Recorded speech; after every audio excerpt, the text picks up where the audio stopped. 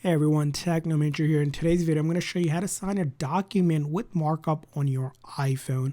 So let's get started. Now you can do this method on an email, your messages, or even from any apps as well.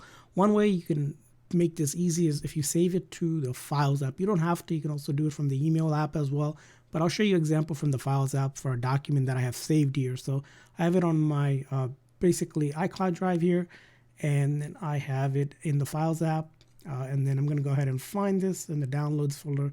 I have, let's say, a sample paper that I need to sign. So maybe I need to sign right here, right? So in order to add a signature or sign it, click on that markup tool, which is that one right there. And then you're going to click on that plus icon, and you'll see an option that says add a signature.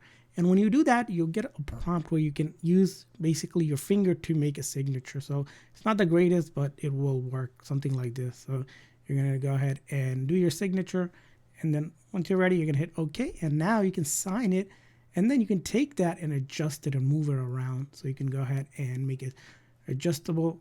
It's a little tricky if you, here, let me use my fingers here to adjust it. But you'll drag the corners and then use your finger and then make it fit on the line itself right here, for example.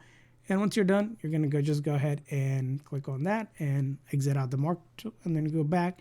And now we can see that document that we have just created on our Files app. So we can go back here into the files, and then I can reopen it and see that I have the signature right there, and I can go ahead and share it back if I needed to message it back to someone, email it back to someone, copy, print, whatever you need to do, you can do that as well.